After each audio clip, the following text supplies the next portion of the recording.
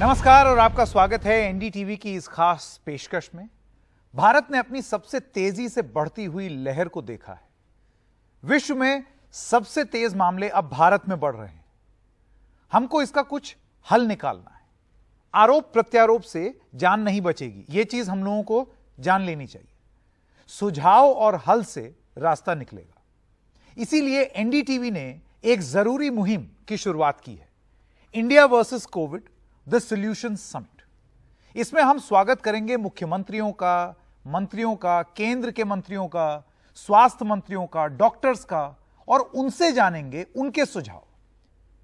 हमारे साथ अब जुड़ चुके हैं दिल्ली के मुख्यमंत्री अरविंद केजरीवाल। अरविंद जी, आपका बहुत बहुत स्वागत है। और मेरे सहयोगी शरद शर्मा भी हमारे साथ हैं। शरद पिछले 1-1.25 साल से लगातार जमीन पर जमीनी हकीकत हम लोगों को दिखा रहे हैं और बता रहे हैं कि दिल्ली में क्या स्थिति रही है, आसपास क्या स्थिति रही है। तो आपका भी बहुत बहुत स्वागत है Sharad. My first question, there is a massive surge Mister Kejriwal, we are aware. Can you and we have to start by reinstalling that confidence to all those who are going to hospitals and seeing the condition out there. Can you with utmost confidence assure the people of this city that you will have this situation under control and that we are prepared? संकेत, मैं ये assure कर सकता हूं कि जो भी स्थिति होगी जनता के सामने सारी स्थिति ईमानदारी के साथ रखूंगा। कोई भी इस दुनिया के अंदर जो ये महामारी है और जिस स्केल की महामारी है, कोई भी ये श्योर नहीं कर पाएगा कि स्थिति हमेशा के लिए कंट्रोल में रहेगी कि नहीं रहेगी। एक सबसे बड़ी बात दिल्ली सरकार में ये है कि हम कोई भी चीज छुपा नहीं रहे हैं। हमारा डेटा, चाहे वो डेथ का डेटा हो, चाहे वो टेस्टिंग, हम एक्स्ट्राऑर्डिनरी लेवल्स की टेस्टिंग करा रहे हैं। हमारे कितने केसेस आ रहे हैं, कितने बेड खाली हैं, कितने बेड भर गए हैं, ऑक्सीजन कितनी अवेलेबल है, दवाई कितनी अवेलेबल है, सब चीजें जनता के सामने रख रहे हैं। और जब सारी चीजें जनता के सामने रखेंगे तो अगर कोई क्राइसिस भी आती है तो जनता से ही सहयोग मांगेंगे, सारे लोगों से सहयोग मांगेंगे। तो all that I can assure is कि हर चीज आपके सामने ईमानदारी के साथ रखी जाएगी और हर रोज और या हर ऑल्टरनेट डे मैं आके जनता से सीधे बात करता हूं और उनको स्थिति के बारे में बताता हूं। तो आज की स्थिति में आपको बता देता हूं कि अभी फिलहाल दिल्ली के अंदर बेड्स की कमी नहीं है। लगभग 4,500 से 5,000 बेड्स अवेलेबल हैं दिल्ली के अंदर। 500 के करीब अभी आईसीयू अवेलेबल हैं दिल्ली के अंदर। और हमने एक ऐप बनाया है जिसमें जहां जाके आप क्लिक करके देख सकते हैं कि किस अस्पताल के अंदर कितने बेड अवेलेबल हैं और कितने आईसीयू बेड्स अवेलेबल हैं। तो 5,000 बेड्स अवेलेबल हैं। मेरी आपके चैनल के माध्यम से सभी लोगों से एक रिक्वेस्ट है। मेरे पास कई लोग आते हैं, कोई कहेगा जी मेरे को मैक्स में करा दो, मेरे को अपोलो में करा दो, मुझे गंगाराम में करा दो, मुझे फोर्टिस में। ये रिक्वेस्ट थोड़ी मुश्किल हो जाती हैं। कुछ अस्पताल ऐसे हैं जिसमें बेड खत्म हो गए हैं, लेकिन इसका मतलब ये नहीं कि दिल्ली में बेड खत्म हो गए हैं। आप सब लोगों को यह समझना पड़ेगा, ये बहुत बड़ी महामारी है। मैं आपको इस वक्त बेड एश्योर कर सकता हूं, अच्छा इलाज एश्योर कर सकता हूं, लेकिन आप कहो मुझे इसी अस्पताल में बेड चाहिए, वो एश्योर नहीं कर सकता। आपको अच्छा इलाज मिलेगा, अच्छा बेड मिलेगा, चाहे सरकारी में मिले चाहे प्राइवेट में मिले, चाहे प्राइवेट में किस अस्पताल में मिले, सरकारी में, वो प्लीज आप इतना चूजी मत होइए। अभी इस वक्त हमारे लिए सबसे इंपॉर्टेंट जान बचाना है। अरविंद जी, नाइट कर्फ्यू के बाद अब वीकेंड कर्फ्यू लगाया गया है। तो पहले तो लगभग काफी दिन हो गए नाइट कर्फ्यू लगे हुए, तो उसका क्या एक्सपीरियंस है और ये क्यों लगाना पड़ रहा है? कि क्या उसका बहुत पॉजिटिव फीडबैक आपके पास में आ रहा है जिसकी वजह से वीकेंड कर्फ्यू के बारे में सोचा गया? और बहुत सी कंफ्यूजन लोगों को है इसके बारे में लेके कि वीकेंड जब होगा, सैटरडे संडे में, जो पब्लिक ट्रांसपोर्ट होगा वो किस तरह से चलेगा? क्योंकि बाजार तो ठीक है बंद रहेंगे, लेकिन ऑफिस वगैरह जो हैं, और कुछ लोग ये भी बता रहे हैं कि एनडीए का एग्जाम है उस दिन, तो ये सब किस तरह से होगा? पहली चीज तो ये कि ये वीकेंड कर्फ्यू अभी फिलहाल एक ही वीकेंड के लिए लगा रहे हैं। कल रात को 10 बजे से सोमवार को सुबह 5 बजे तक का कर्फ्यू है। डेली बेसिस पे सिचुएशन को मॉनिटर करेंगे। अगर उसके अगले वीकेंड पे जरूरत पड़ेगी तो फिर अगले वीकेंड पे लगाएंगे। अभी हमने ये नहीं कहा कि हर वीकेंड कर्फ्यू लगेगा, अभी एक वीकेंड का कर्फ्यू, अभी थोड़ी देर के बाद डिटेल्ड ऑर्डर आने वाला है। उस डिटेल्ड ऑर्डर के अंदर आपको सारी चीजें मिलेगी, कौन कौन सी एसेंशियल सर्विसेज अलाउड हैं, कैसे अलाउड हैं। बहुत सारे लोग हैं जिनके आई कार्ड के बेसिस पे उनको अलाउ कर दिया जाएगा। कई लोग ऐसे हैं जिनको इंटरनेट पे जाके, वेबसाइट पे जाके कर्फ्यू पास लेना पड़ेगा। वो सारी कौन सी एक्टिविटी अलाउ होगी, कौन सी नहीं होगी, वो सारी अभी थोड़ी देर में ऑर्डर आने ही वाला है। जी अरविंद जी, मैं आपसे एक सवाल ये पूछना चाहता था कि बहुत सारे डॉक्टर्स से हमने पिछले साल में बात की, उन्होंने ये बोला कि लॉकडाउन जैसी चीज जो है वो आप एक ही बार प्रयोग में ला सकते हैं इस वायरस को रोकने के लिए, क्योंकि एक बार ये बाहर आ गया तो उसके बाद आप लगाते रहें, उससे कोई बहुत ज्यादा फर्क नहीं पड़ेगा। मैं आपका, in your administrative experience, I want to know from you, what has your assessment been about lockdowns, curbs, imposition of curfews, the rationale behind it? संकेत, मैं लॉकडाउन के सख्त खिलाफ हूं। अच्छा। मैं रेस्ट्रिक्शंस के सख्त खिलाफ हूं। ये मैं पब्लिकली कई प्लेटफॉर्म से बोल चुका हूं। मेरा लॉकडाउन कब लगाना पड़ता है, रेस्ट्रिक्शंस कब लगानी पड़ती हैं, ये we should be very clear in our minds. Lockdown से और रेस्ट्रिक्शन से कोरोना खत्म नहीं होता। लॉकडाउन से और रेस्ट्रिक्शन से कोरोना की स्पीड थोड़ी स्लो हो जाती है।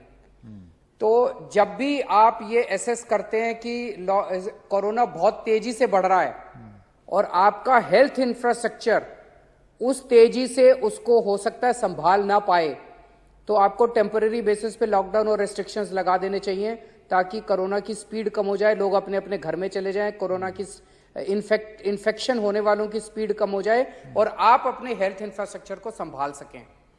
जितनी तेजी के साथ पिछले कुछ दिनों में दिल्ली के अंदर हमने कोरोना की स्पीड को बढ़ते हुए देखा है, इस वक्त समय है थोड़ी सी रिस्ट्रिक्शंस लगा के कोरोना के फैलने की स्पीड को थोड़ा धीरे करना। डेली बेसिस पे हम देख रहे हैं, एक दिन 6,000 केस आए, अगले दिन 8,500 केस आ गए, अगले दिन 10,000 केस आ गए, फिर 12,000 केस आ गए, अगले दिन 14,000, अगले दिन 17,000। This is extraordinary. ये बिल्कुल मतलब कोई भी शहर का हेल्थ इंफ्रास्ट्रक्चर अल्टीमेटली लिमिटेड होता है, कोलैप्स कर जाएगा। आज हमारे पास, हमने पिछले कुछ दिनों के अंदर बहुत मेहनत की है, हमारे ऑफिसर्स ने, हमारे डॉक्टर्स ने, इसको बढ़ाने के लिए, इंफ्रास्ट्रक्चर को बढ़ाने के लिए हम नए नए बेड्स, नए नए तरीके इजाद कर रहे हैं। कई सारे हॉस्पिटल्स हैं जिनके साथ हमने बैंक्वेट हॉल्स अटैच कर दिए हैं, होटल्स अटैच कर दिए हैं, ताकि उनकी कैपेसिटी, उनके बेड्स को बढ़ाया जा सके। उस सब के बावजूद बहुत तेजी के साथ बेड ऑक्यूपाई होते जा रहे हैं। अभी इस वक्त थोड़ा सा कोरोना की स्पीड को स्लो करने की जरूरत है, इसलिए टेम्पोररी रिस्ट्रिक्शंस लगाए हैं। मैं दिल्ली की जनता को अपील करना चाहता हूं कि हमें बिल्कुल अच्छा नहीं लगता जब हम आपकी इकोनॉमिक एक्टिविटी रोकते हैं, हमें बिल्कुल अच्छा नहीं लगता जब ये रिस्ट्रिक्शंस लगाते हैं, पर इस वक्त आपकी सेहत के लिए हमें लगाने पड़ रहे हैं। मुझे आपका सबका सहयोग चाहिए। हमेशा आप लोगों ने मुझे सहयोग किया जब भी हमें कभी भी कठोर कदम उठाने पड़े। मैं उम्मीद करता हूं कि इस बार भी आप हमारा सहयोग करेंगे। अरविंद जी, दिल्ली की सड़कों पे घूमते हुए जो लोग सवाल पूछते हैं और आपसे भी पूछते होंगे प्राइवेट में, हर दूसरा बंदा यही सवाल पूछ रहा है कि क्या दिल्ली में लॉकडाउन लगेगा? तो आप इसका जवाब दे दीजिए, क्या लॉकडाउन लगेगा? हर बंदा यही सवाल पूछ रहा है, हर किसी की जुबान पर यही है कि क्या लॉकडाउन लगेगा। मैंने इसका अभी आपको क्लियरली जवाब दिया कि हम कोशिश कर रहे हैं कि दिल्ली के अंदर मेडिकल हेल्थ का जो इंफ्रास्ट्रक्चर है, स्पेशली बेड्स हैं, हमने संकेत पूरी दुनिया के अंदर कई सारे ऐसे विजुअल्स देखे हैं जब अस्पतालों के बाहर पेशेंट्स लाइनों में लगे पड़े हैं और कॉरिडोर्स के अंदर पेशेंट्स पड़े हुए हैं, उनको बेड नहीं मिल रहे, ऑक्सीजन नहीं मिल रही। अगर ऐसी स्थिति आती है तो डेथ बहुत ज्यादा बढ़ जाती है, क्योंकि उनको मेडिकल सुविधा नहीं मिल पाती। ये स्थिति हम दिल्ली में नहीं चाहते किसी भी हालत में। तो अगर हमें ये लगने लगेगा किसी भी वक्त कि हमारा बेड्स जो हैं वो हम we are not able to keep pace with it, अगर हमें लगने लगा गया कि मेडिकल हेल्थ इंफ्रास्ट्रक्चर जो है वो कम पड़ता जा रहा है, तो उस वक्त हमें हो सकता है कि लॉकडाउन लगाना पड़े। आज की डेट में ऐसी स्थिति मुझे आते हुए नजर नहीं आ रही, बिकॉज अभी हम जिस तरह से नंबर ऑफ बेड्स बढ़ाते जा रहे हैं, अगले ही कुछ दिनों के अंदर हम और भी काफी बढ़ा रहे हैं। हमने केंद्र सरकार से भी आज मदद मांगी है। सुबह सुबह मेरी एलजी साहब से जो मीटिंग हुई थी, मैंने उनसे ये रिक्वेस्ट किया था, honourable LG of Delhi, he is also going to speak to the central government की सेंट्रल गवर्नमेंट भी इसमें मदद करे। वो कर भी रहे हैं, सेंट्रल गवर्नमेंट भी मदद कर रही है। तो हम कोशिश कर रहे हैं कि ज्यादा से ज्यादा इसकी कैपेसिटी को बहुत तेजी से बढ़ा सकें। आज की डेट में मेरे को नहीं लग रहा कि हम लॉकडाउन लगा रहे हैं। चलिए, ये काफी इससे लोगों को भरोसा होगा और आश्वासन होगा इस बात से, क्योंकि it's a very very tough, and I must say mister Kejriwal, this is an extremely difficult decision to take for any administrator, because you have to do this tough balancing act between life and livelihood. मेरा आपसे सवाल ये है कि अब इससे lockdown से आगे बढ़ते हैं। तरह तरह की बातें हो रही हैं कि ये डबल म्यूटेशन है, ये यूके स्ट्रेन है। आज सूत्रों के हवाले से केंद्र सरकार से हमें पता भी चला कि ये सब चीज का मिश्रण है। आपको नहीं लगता mister Kejriwal, had there been honest and clear information flow on what mutations these are, and not opaque from the central government, the manner in which it has been, we in state governments, in central governments, would have been better prepared to answer to this surge. What's your assessment? संकेत, आपने ये जो programme शुरू किया था, आपने एक बड़ी अच्छी लाइन से शुरू किया था, this is not the time for political blame game. So I would not like to say कि किसने क्या करना चाहिए था, किसको क्या करना चाहिए था। जिसने जो किया, मुझे लगता है कि सबने अपने अपने विवेक के अनुसार अच्छा काम किया। But for the future, इस वक्त हमें ये देखना है कि हम दिल्ली में, मुझे लगता है कि एनसीडीसी है, आईसीएमआर है, कई सारी एजेंसीज हैं, कई सारी लैब्स हैं, they are trying their level best. वो बहुत अच्छा काम कर रही हैं, और जब भी कोई इंफॉर्मेशन उनके पास आती है वो शेयर करते हैं हम लोगों के साथ। सो इन हालात के अंदर जो भी वो साइंटिफिक इंफॉर्मेशन हमें देंगे, हम उनसे लगातार टच में हैं, उनसे गाइडेंस ले रहे हैं। तो जो भी गाइडेंस वो हमें देंगे, हम उसके हिसाब से काम करेंगे। जी केजरीवाल जी, मैं आपसे ये जानना चाहता हूं, आपने अभी थोड़ी देर पहले बोला कि हमारे रिसोर्सेज, अभी तक ऐसी नौबत नहीं है कि लॉकडाउन लगाना पड़े, और हमारा हेल्थ इंफ्रास्ट्रक्चर जो है वो कोलैप्स ना करे, इस वजह से हमको ध्यान में रखना चाहिए। What is your understanding and calculation as an administrator in Delhi as to when that time will come that you will not be able to support, the health infrastructure will not be able to support the surge? Because you yourself have defined the surge. 5,000 से 8,000, 10,000, 20,000 बढ़ता चला जा रहा है। तो क्या, what is the timeline and the calculation in your mind that thus far and no further? मैं आपको एग्जांपल देता हूं। जैसे अभी थोड़ी देर में जो रिपोर्ट रिलीज होगी, उसमें 20% के करीब पॉजिटिविटी रेट आज पिछले 24 घंटे का है। मान लीजिए ये 20% कल 18% हो जाता है, 16% हो जाता है, अगले दिन 15% हो जाता है। ये दिखाता है कि we are heading towards a positive side. अब चिंता करने की जरूरत नहीं है। लेकिन अगर लगता है कि 20 से 22 हो गया, 22 से 24 हो गया, 24 से 26 हो गया, 28 हो गया, 30 हो गया, आखिर एक लिमिट है जिसके जब तक हम अपने बेड्स को बढ़ा सकते हैं। अब जैसे मान लीजिए एक अस्पताल है, अस्पताल में लिमिटेड डॉक्टर्स हैं, लिमिटेड नर्स हैं। हमने उनको कहा भाई अपने सामने आपके एक बैंक्वेट हॉल है, उसको भी अटैच कर लीजिए। उनके 150 बेड और अटैच हो गए। ये मैं आपको रियल टाइम एग्जांपल एलएनजेपी का दे रहा हूं। एलएनजेपी के सामने एक बैंक्वेट हॉल है, उस बैंक्वेट हॉल को हमने अटैच कर दिया है, उसमें 150 बेड है, तो 150 बेड बढ़ गए। उनके डॉक्टर्स तो लिमिटेड हैं, उनकी नर्स तो लिमिटेड हैं। कितने हम ऐसे बढ़ा पाएंगे? उसकी जब कैपेसिटी आ जाएगी और जब हमें लगने लगेगा कि अब अगर हमने कुछ स्ट्रॉन्ग स्टेप्स नहीं उठाए तो लोगों को कॉरिडोर के अंदर पड़े होना पड़ेगा, ऑक्सीजन नहीं मिलेगी। आज की डेट में हमारे पास सफिशिएंट ऑक्सीजन है। मैं देख रहा हूं देश के कई हिस्सों में, कई स्टेट्स में ऑक्सीजन की कमी है। दिल्ली में ऑक्सीजन की कमी नहीं है। We are good on oxygen. तो जब हमारा हेल्थ, वो हमें डेली बेसिस पे एसेस करना पड़ेगा। अरविंद जी, मैं प्लाज्मा पे आता हूं। प्लाज्मा को लेके दिल्ली सरकार ने पिछले साल बहुत काम किया। देश का पहला प्लाज्मा बैंक दिल्ली में खुला, आपने खुद उद्घाटन उसका किया था। उसकी अभी स्थिति क्या है? कितना स्टॉक आप लोगों के पास अवेलेबल है प्लाज्मा बैंक में, अगर आप ये बता पाएं तो। और दूसरा, एक समस्या ये देखने में आ रही है कि बहुत से लोग इन दिनों जो है प्लाज्मा के लिए परेशान हो रहे हैं। बेशक प्लाज्मा बैंक खुल गया है और ये सुविधा उससे है कि आप किसी भी दूसरे ग्रुप का प्लाज्मा ले आइए और प्लाज्मा बैंक से आप एक्सचेंज कर लीजिए, आपको उपलब्ध हो जाएगा। लेकिन समस्या ये देखने में आ रही है कि ये ज्यादातर या बल्कि सारे ही जो प्लाज्मा के लिए इधर उधर परेशान हो रहे होते हैं, ये प्राइवेट हॉस्पिटल में ही एडमिट हुए मरीज होते हैं। तो क्या आपको लगता है कि क्या प्राइवेट हॉस्पिटल की जो प्लाज्मा थेरेपी है इसका कहीं बेजा इस्तेमाल तो नहीं कर रहे हैं? मैं किसी भी डॉक्टर के उस पे मैं क्वेश्चन नहीं करना चाहूंगा कि प्राइवेट के डॉक्टर्स भेजते हैं। प्लाज्मा थेरेपी में एक थोड़ी सी सीरियस प्रॉब्लम आ गई है। प्लाज्मा बताते हैं कि प्लाज्मा उस पेशेंट का ज्यादा इफेक्टिव होता है जिसके अंदर एंटीबॉडीज ज्यादा होती हैं। पिछले कुछ महीनों में आपने देखा होगा कि नंबर ऑफ केसेस बहुत कम हो गए थे। उस वजह से आपके कोरोना के पेशेंट्स बहुत कम हो गए थे।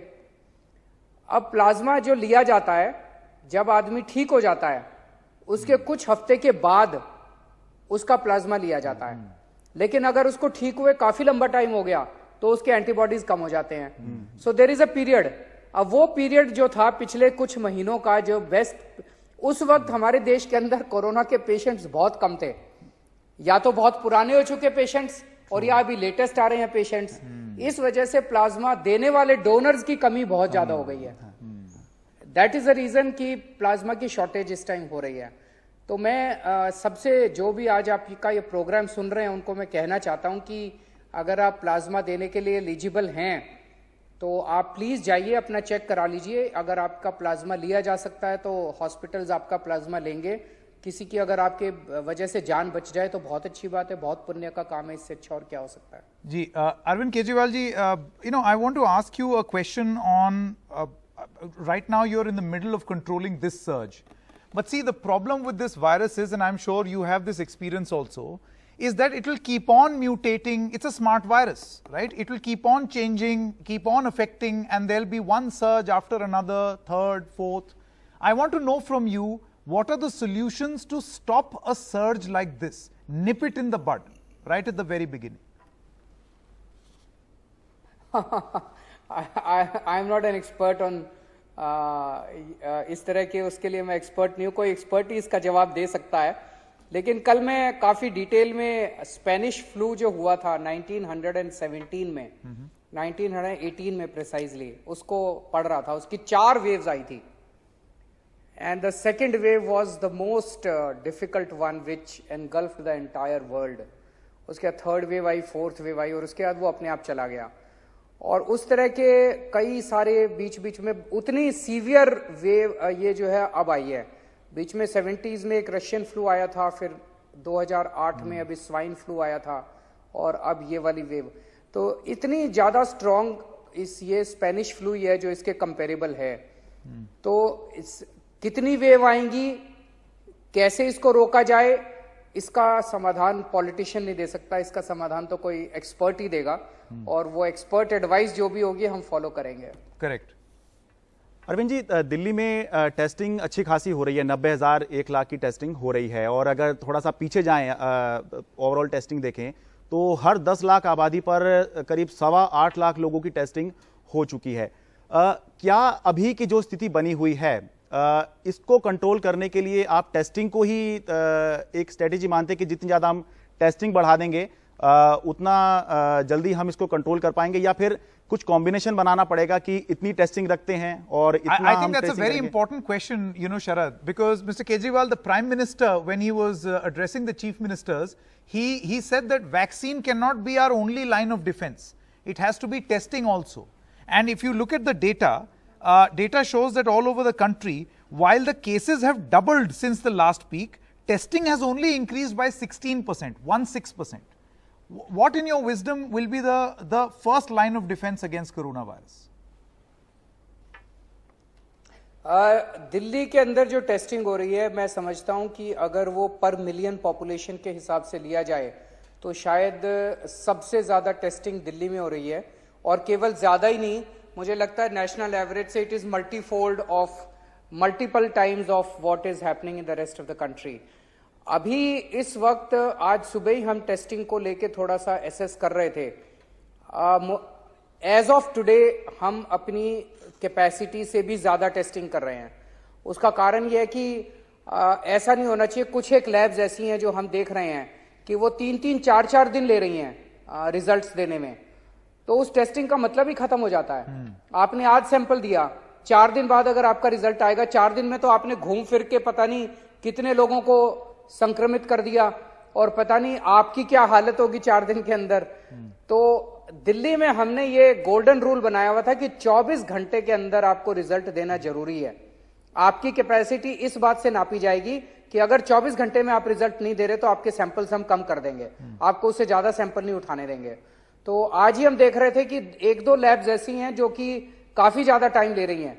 तो अभी जो हम टेस्ट कर रहे हैं 90,000, 1 लाख, 1,10,000, मुझे लगता है ये हम कैपेसिटी के बाहर जाके कर रहे हैं।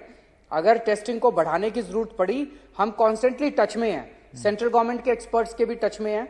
अगर वो हमें सजेस्ट करेंगे, जैसे भी सजेस्ट करेंगे, we will go according to their guidance, according to their suggestions. अगर जरूरत पड़ेगी तो कैपेसिटी भी बढ़ाएंगे, फिर और भी टेस्ट बढ़ाएंगे हम लोग। एक केजरीवाल जी, मैं सवाल आपसे पूछना चाहता हूं, और आपने एक बात जो बोली जो कि पत्रकारों के दिल में तो घर कर गई, जो आपने बोला कि पत्रकार भी लगभग फ्रंटलाइन वर्कर की तरह काम कर रहा है, तो उनको भी वैक्सीन मिल जाए तो बहुत अच्छा हो। खैर, वो जब मिलेगी तब मिलेगी, लेकिन वैक्सीन पर आपकी क्या राय है? आपको लगता है कि हमने बहुत ही जरूरी समय गंवा दिया रणनीति बनाने में, या और our pace of vaccination initially was not as fast as it should have been, and going forward, since this is a solutions based discussion, going forward we have to ramp it up exponentially if we want to achieve anything? ये बात आप सही कह रहे हो, क्योंकि जब तक कोरोना की दवाई नहीं थी तब तक तो समझ में आता था भाई क्या करें। अब तो कोरोना की दवाई आ गई है, इंजेक्शन आ गया है, तो अभी तो ये समय है जब लार्ज स्केल पे वॉर फुटिंग के ऊपर हमें अपनी पूरी जनता को वैक्सीनेट कर देना चाहिए और इसको बहुत ज्यादा डिसेंट्रलाइज करना चाहिए। सब कुछ अभी सेंटर से जो कंट्रोल हो रहा है, जैसे कुछ सरकारें एफिशिएंट हैं, कुछ सरकारें कम एफिशिएंट हैं, तो जो सरकारें एफिशिएंट हैं और कह रही हैं भाई हम अपने, दिल्ली सरकार आज कह रही है हम अपनी सारी जनता को 3 महीने में वैक्सीनेट कर देंगे, तो हमें बाकी देश के साथ क्यों क्लब किया जाए? अगर हम कर सकते हैं तो हमें करने दिया जाए। हमारे ऊपर ये 45 साल की उम्र की क्यों रिस्ट्रिक्शन लगाई जाए?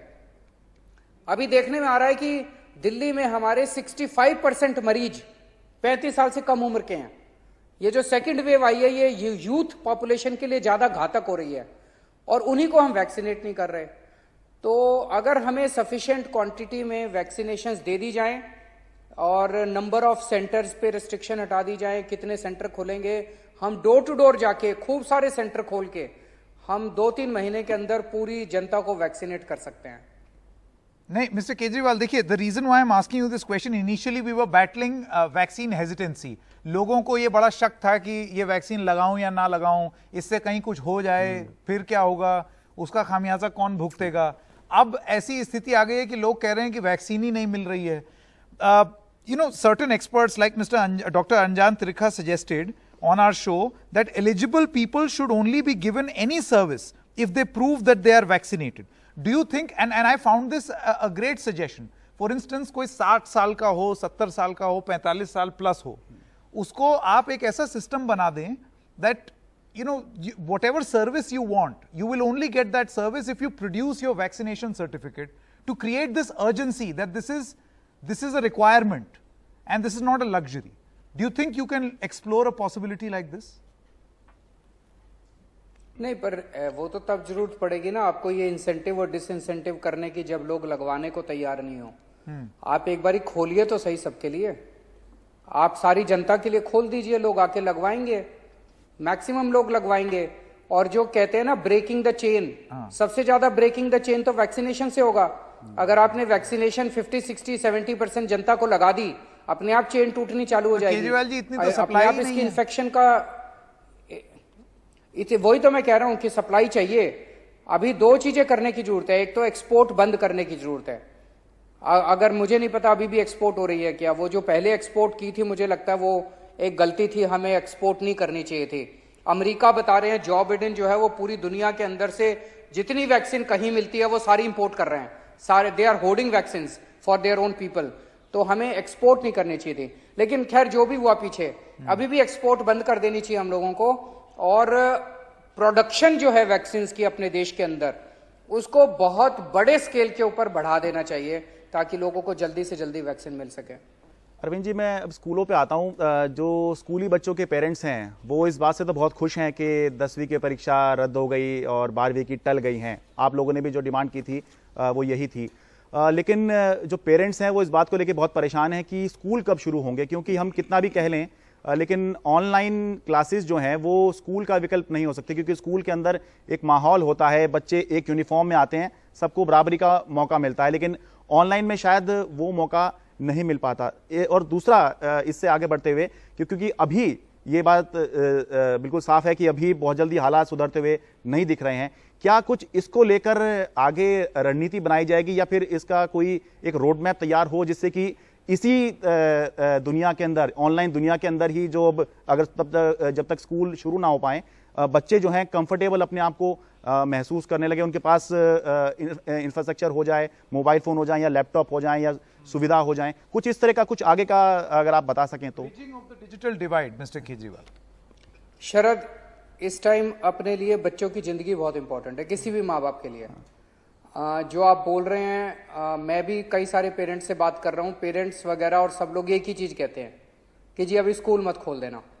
सबको अपने बच्चों की जिंदगी प्यारी है, सबको अपने बच्चों की सेहत प्यारी है, सब लोगों को इससे कोई परवाह नहीं है। मान लो थोड़े महीने खराब भी हो गए बच्चों के तो चल जाएगा, लेकिन अभी तक दुनिया भर में, मैं केवल देश की बात नहीं कर रहा, दुनिया भर में जहां जहां स्कूल खोलने के एक्सपेरिमेंट्स किए गए, बच्चों के अंदर एकदम से कोरोना फैल गया। उसके कॉन्सिक्वेंसेस अच्छे नहीं थे, उसके रिजल्ट्स अच्छे नहीं थे। तो अभी फिलहाल जब तक कोरोना रीजनेबली कंट्रोल में नहीं आ जाता, हम स्कूल खोलने के बारे में नहीं सोच सकते। नहीं, मैं आपकी बात से पूरी तरह सहमत हूं। पेरेंट्स ये नहीं चाह रहे हैं कि अपने बच्चों की जिंदगी दांव पे लगाकर उनको स्कूल भेज दिया जाए, बल्कि जो WHO का डेटा था वो ये स्कूल खुलने से पहले तक वो ये बताया करता था कि वर्ल्ड वाइड भी और इंडिया में भी जो 18 साल से जो नीचे के बच्चे हैं उनमें जो इन्फेक्शन पाया गया वो लगभग 8% था। लेकिन पिछले दिनों जो डेटा आया वो ये बता रहा है कि ये जो इन्फेक्शन है ये बच्चों में भी जो है वो ठीक ठाक संख्या में दिखाई देना शुरू हो गया है। काफी ज्यादा इस बार बच्चों में भी काफी हो रहा है, यूथ में भी काफी हो रहा है।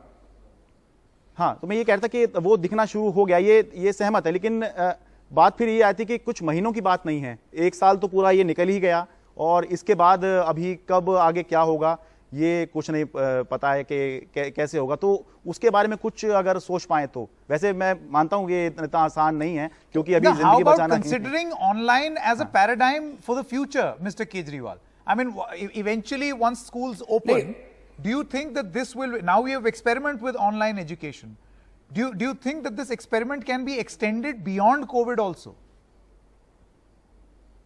नहीं, वो आपको याद होगा बजट जब मनीष सिसोदिया जी ने प्रेजेंट किया था तो उन्होंने एक ये भी रखा था कि जो हमने ऑनलाइन क्लासेस का एक्सपेरिमेंट अभी तक हुआ है इसके बेसिस पे क्या हम मैं उसका नाम भूल गया, वो उन्होंने एक यूनिवर्सिटी शुरू करने की बात कही थी जिसमें आपको बच्चों को फिजिकली आने की जरूरत नहीं पड़ेगी और वर्चुअल बेसिस के ऊपर आप कहीं भी बैठे आप क्लासेस अटेंड कर पाएंगे और आप अपनी डिग्री ले पाएंगे।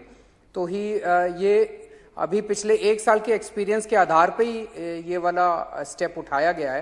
तो आप बिल्कुल सही कह रहे हैं कि ऑनलाइन का जो अभी तक एक्सपीरियंस रहा इसको हम फ्यूचर में इस्तेमाल कर सकते हैं। लेकिन अभी जो शरद ने कहा, स्कूलों के अंदर जो बच्चे आते हैं, क्लास में बैठते हैं, फुटबॉल खेलते हैं, क्रिकेट खेलते हैं, उसका ऑल्टरनेट ऑनलाइन एजुकेशन नहीं हो सकती। वो वाली एजुकेशन तो चाहिए ही चाहिए। हाँ, बिल्कुल। Mister Kejriwal, very quickly I want to come back to vaccines because I agree with you that this is the medicine and we have, science has given us this. Do you think that once we have it in abundant quantity, it should also be allowed privately? अभी क्या है, बड़ा access controlled है vaccine. आपको लगता है privately अगर उपलब्ध होगी, जो पैसा दे सकता है वो दे पैसा? एक्सेस एग्जैक्टली एक्सेस इसके ऊपर इतना कंट्रोल नहीं रखना चाहिए, मेरा अपना ये मानना है। इसको अलाउ कर दो, लार्ज स्केल के ऊपर अलाउ कर दो, प्राइवेट में, गवर्नमेंट सेक्टर में सब लोगों को वैक्सीन लगवाने के लिए अलाउ करो ना। इसको इतना रिस्ट्रिक्ट क्यों किया हुआ है? जितना इसको खोलेंगे, जितना जनता के बीच में इसको लेके जाएंगे, उतना जल्दी पूरा देश वैक्सीनेट होगा, उतनी जल्दी ये चेन टूटेगी, उतना जल्दी कोरोना काबू में आएगा। एक सुझाव, we were speaking to the to the head of the Maharashtra task force mister Kejriwal, और शायद आपको जान करके बड़ा इंटरेस्टिंग लगेगा उनका सजेशन। उनका ये कहना है कि hopefully within the next 6 to 8 months we should be in a situation where we can deliver vaccines on the doorstep of people. क्यों बूढ़े लोग या कोई भी आकर के अस्पताल में वैक्सीन लगवाए? आप एक ऐसा सिस्टम कर दें कि एक डॉक्टर या एक पैरामेडिक घर जाकर के वैक्सीन लगाए, and then after that waits for half an hour, sees that if there is no adverse impact, comes back to eventually reach a situation like that. वो तो हम आज, मैं ऑलरेडी कह चुका हूं अपने प्रेस कॉन्फ्रेंस में, और अभी थोड़ी देर पहले आपके प्रोग्राम में भी मैंने बोला कि हम डोर टू डोर दिल्ली में वैक्सीन लगाने के लिए तैयार हैं। आप हमारे पर से रिस्ट्रिक्शंस हटा दीजिए, एज रिस्ट्रिक्शन हटा दीजिए, और ये हमें डोर टू डोर जाने की, नए नए सेंटर्स खोलने की इजाजत दे दीजिए, और सफिशिएंट वैक्सीन अलाउ कर दीजिए, दे दीजिए हमें। हम डोर टू डोर एक एक घर जाके हम वैक्सीन लगा देंगे, बच्चों को भी लगा देंगे, बूढ़ों को भी लगा देंगे, सब लोगों को लगा देंगे हम लोग। दिल्ली सरकार आज करने के लिए तैयार है। ये मैंने ये सवाल केजरीवाल जी पूछा था जो हेल्थ मिनिस्टर हैं डॉक्टर हर्षवर्धन को। उनका ये कहना था कि आप the predicament is very difficult because right now you have these new vaccines, we do not know how they will behave, and that is why data was being analysed and studies in a very contained way. आज की date में वो कहते हैं हम रोज 40-50 लाख जितने भी लोग वैक्सीनेट होते हैं उसका डेटा ले रहे हैं। इस देश में अगर आप खोल देंगे तो कहीं ऐसी सिचुएशन ना हो जाए that there is pilferage, leakage, people start making spurious vaccines, and then all is going to turn kaput. So do you think that this is a valid concern because of which they decided to do what they did? वो तो किसी भी दवाई के साथ हो सकता है। तो जो आपकी एनफोर्समेंट एजेंसीज हैं, मान लीजिए आज एक क्रोसिन ही है, क्रोसिन की टेबलेट नकली भी आ सकती है, असली भी है। तो जो नकली आती है उसको पकड़ने के लिए पुलिस है, उसको पकड़ने के लिए अलग अलग विभाग हैं। आज जितनी दवाइयां उसकी नकली भी हो सकती है, असली भी हो सकती है। तो ये भी एक दवाई है, इसकी असली भी हो सकती है, नकली। ये कोई, मैं नहीं समझता ये कोई अच्छा आर्ग्यूमेंट है कि इतना कंट्रोल किया जाए उसको, वैक्सीन को केंद्र सरकार द्वारा। अरविंद जी, मैं कोरोना के नंबर्स पे आता हूँ। पिछले दिनों जब ये 4th वेव शुरू हो रही थी तब उस समय पर आपने कहा था कि ये बहुत घातक नहीं है, नंबर जरूर बढ़ रहे हैं, लेकिन जो डेथ है वो, उसका जो नंबर है वो ये बता रहा है कि ये उतनी डेंजरस नहीं है। लेकिन अब हमने देखा कि डेली 100 के आसपास डेथ हो रही हैं। तो ये क्या जो असेसमेंट है वो, उसमें कुछ बदलाव हुआ है कि अब डेली 100 डेथ के आसपास हम देख रहे हैं जैसी नवंबर में हो रही थी, और ये काफी ज्यादा है ये दिल्ली के हिसाब से? इन्फेक्शन बहुत ज्यादा बढ़ गया है शरद। जैसे पिछली बार याद होगा, हमारा जो मैक्सिमम नंबर ऑफ केसेस गए थे 8,500 गए थे। 8,500 केसेस में 125 डेथ डेली हो रही थी। आज 17,000 केसेस में 112 डेथ हो रही हैं, तो लगभग आधी हो गई हैं। वैसे एक भी नहीं होनी चाहिए, लेकिन पिछली बार के मुकाबले कम से कम आप इतना तो कहोगे कि ये फैल बड़ी तेजी से रहा है, लेकिन शायद मोर्टालिटी रेट, फेटेलिटी रेट इसका जो है वो लगभग आधा है पिछले बार से। सर, एक गैर कोरोना मरीज जो हैं वो थोड़े से इन दिनों परेशान है। हालांकि जो आपने आदेश दिया था आपकी सरकार ने, उसमें थोड़ा सुधार कर लिया गया, और प्राइवेट अस्पतालों में गैर कोरोना मरीज जो हैं उनका भी ट्रीटमेंट हो सकता है। लेकिन आपको लगता है कि कुछ एक पॉलिसी होनी चाहिए या कुछ इनके लिए बारे में सोचा जाना चाहिए? हालांकि मैं मानता हूं ये विडंबना है कि प्रायोरिटी आपकी इस समय कोरोना ही होनी चाहिए और आपकी जवाबदेही कोरोना पे ज्यादा होगी। हम भी सवाल कोरोना पे, कोविड पे ही पूछेंगे, लेकिन इसके अलावा भी बहुत सारी बीमारी हैं, लोग उसको लेके बड़े चिंतित हैं कि एक तो हेल्थ केयर जो है, दूसरे राज्यों से भी लोग दिल्ली में आते हैं इलाज कराने के लिए, और दिल्ली में तो विदेशों से भी लोग आते हैं इलाज कराने के लिए। तो इसके बारे में कुछ आपको लगता है सोचने की जरूरत है कि कोरोना के अलावा भी बीमारियां हैं, उनका इलाज कैसे होगा? क्योंकि जिसको जो समस्या हो जाती है उसके लिए वही सबसे बड़ी हो जाती है। मैं सहमत हूं आपसे। जो नॉन कोविड वाले पेशेंट्स हैं, 2 किस्म के हैं। एक है इमरजेंसी वाले और दूसरे हैं planned surgeries, planned treatment. Correct. जैसे मान लीजिए आपको नी रिप्लेसमेंट करवाना है, वो आप अभी करवाएंगे कि 2 महीने बाद कराएंगे, आप डिसाइड कर सकते हैं। तो 70-80%, 90% प्लैंड कैटेगरी में आते हैं, 10-15% इमरजेंसी कैटेगरी में आते हैं। पहली चीज तो ये।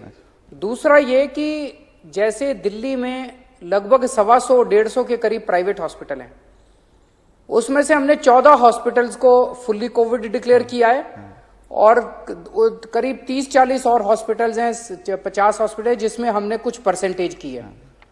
बाकी तो नॉन कोविड ही है अभी भी। दिल्ली सरकार के लगभग 35 हॉस्पिटल हैं, 35 में से 6-7 हॉस्पिटल्स हैं जिनमें कोविड है, या तो फुल्ली कोविड है या कोविड के बेड्स हैं, बाकी सारे नॉन कोविड है। तो मुझे लगता है थोड़ा सा जो नॉन कोविड वाली कैटेगरी है उसको हम भूल जाते हैं। अभी भी आज भी दिल्ली के केस में बहुत सारे ऐसे, मोटे मोटे तौर पे मैं अगर दिल्ली का हेल्थ इंफ्रास्ट्रक्चर बताऊं, 50,000 दिल्ली के अंदर बेड्स हैं, जिसमें से अभी जो रेगुलर बेड्स हैं 10-12 हजार, बाकी तो हमने होटल वोटल में किया, 10-12 हजार बेड होंगे जो कि कोविड की कैटेगरी में डाले हुए होंगे। बाकी तो सारे के सारे नॉन कोविड हैं। 35-40 हजार बेड नॉन कोविड कैटेगरी में अभी भी हैं। जी केजरीवाल जी, इतनी दिक्कत होनी नहीं चाहिए। दूसरा, आपने ये बिल्कुल सही बोला कि बाहर के पेशेंट्स का भी काफी बर्डन है। आज ही मैं देख रहा था, अभी इस वक्त 10,000 बेड भरे हुए हैं कोविड के, जिसमें लगभग 2,000 बेड जो हैं वो दिल्ली के बाहर के पेशेंट्स के हैं। तो इस वक्त दिल्ली का जो पूरा मेडिकल हेल्थ सिस्टम है ये अपना भी बर्डन उठा रहा है और बाहर के अपने लोगों का भी इलाज कर रहा है, जिससे हमें परहेज नहीं है। हम अपने ही देश के लोग हैं, चाहे वो कहीं भी रहते हों, लेकिन अभी हमारे इंफ्रास्ट्रक्चर पे दोनों जगह का भी बर्डन है। और आपको लगता है केजरीवाल जी कि आगे चल के आपको इस चीज के लिए तैयार रहना होगा, because this is the national capital and whether you like it or not, people will come to the national capital to get the best treatment. So you will have to double down on your efforts. मैं सहमत हूं आपसे। जी Kejriwal ji, I know you're a busy man, lots of planning to do. So very quick questions and then we'll end the show. What sort of central assistance or solutions-driven assistance do you need from the center? And do you think that this coordination has to increase more so in a situation like this? अभी दो चीजों की सख्त जरूरत है। हमने centre को लिखा भी है इस बारे में। एक तो हमें बेड्स बहुत ज्यादा चाहिए। जैसे पिछली बार जब नवंबर की पीक आई थी तो हमें सेंट्रल गवर्नमेंट से 4100 बेड्स मिले थे। अभी वो 1300-1400 बेड्स मिले हैं, but we are in touch with them. और मुझे पूरी उम्मीद है कि आने वाले कुछ दिनों के अंदर they will increase the number of beds. जो स्पेशली एम्स में, सफदरजंग हॉस्पिटल में, आरएमएल में और लेडी हार्डिंग में, इनके जो 4 बड़े हॉस्पिटल्स हैं, इसमें बेड्स, कोविड बेड्स का नंबर अगर बढ़ा दिया जाए।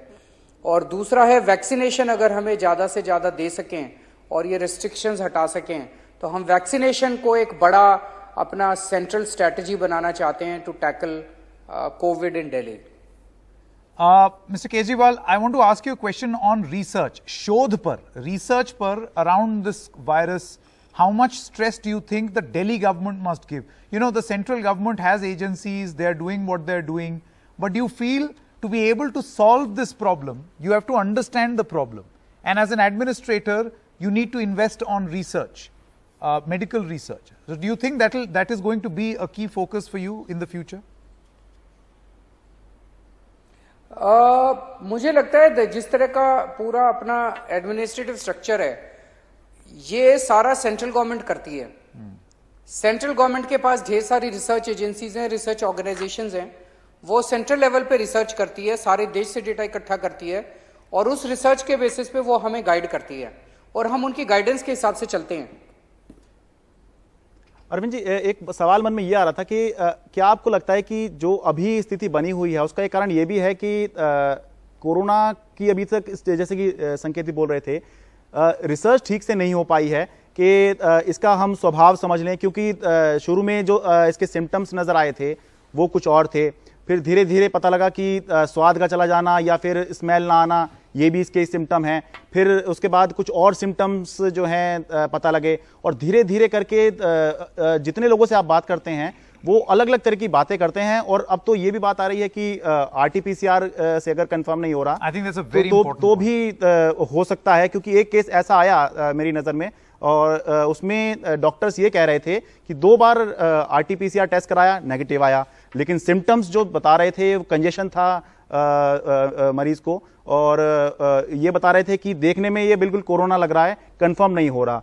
तो आपको लगता है इसकी वजह से भी समस्या हो रही है कि लोगों ने इसको समझ कुछ लिया है और धीरे धीरे स्वभाव जो बदल रहा है इसकी वजह से समस्या हो रही है? Mr. Kejriwal, your practical experience of this problem, because a lot of people are now saying कि भाई हमारी रिपोर्ट तो नेगेटिव आ रही है लेकिन सिम्टम्स पूरे हैं। हो सकता है, पर इसमें मैं एज अ एडमिनिस्ट्रेटर मैं कैसे कमेंट कर सकता हूं? इसमें तो हमें एक्सपर्ट्स की ही ओपिनियन चाहिए होगी। एक्सपर्ट्स ही हमें बता पाएंगे कि let us assume what you are saying is correct. Let us assume कि RT-PCR नेगेटिव आ रहा है, लेकिन उसको अगर RT-PCR नेगेटिव आया तो ये कैसे पता चला है कि उसको कोरोना ही है?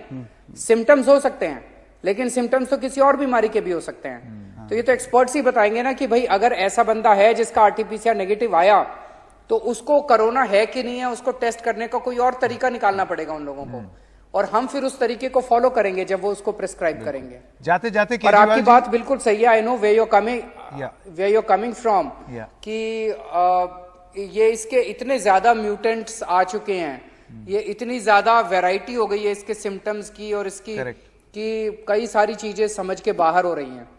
जाते जाते केजरीवाल जी, आपका if you want to say something to the viewers, to the people in Delhi, to all those who are listening to you, because I think more than a medical response, people are also awaiting a strong political response.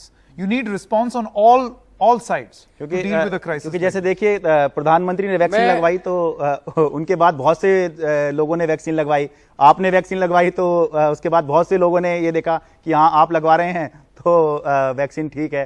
तो इसीलिए संकेत की बात जो है ठीक है।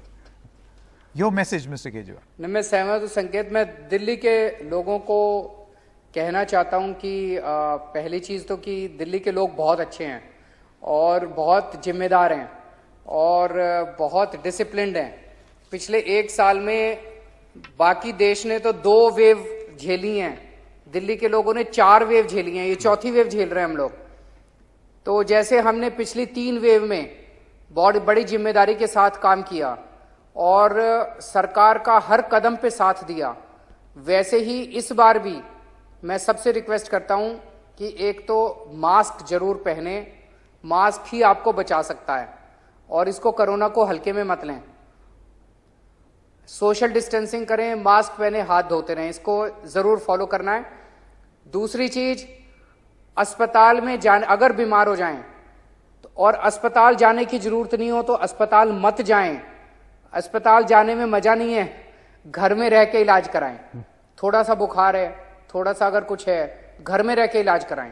अस्पताल में सीरियस मरीजों को जाने दें, सीरियस मरीजों की वहां पे जरूरत है। अस्पताल में सीरियस मरीजों को जाने दें, बेड ऑक्यूपाई मत करें, बेड को खाली रहने दें। और तीसरी चीज, दिल्ली सरकार ये जितने कदम रिस्ट्रिक्शंस लगा रही है आप ही के लिए लगा रही है, इसमें सहयोग करें, सरकार से भी नाराज ना हो और इसमें अच्छे से सहयोग करें, डिसिप्लिन के साथ सहयोग करें।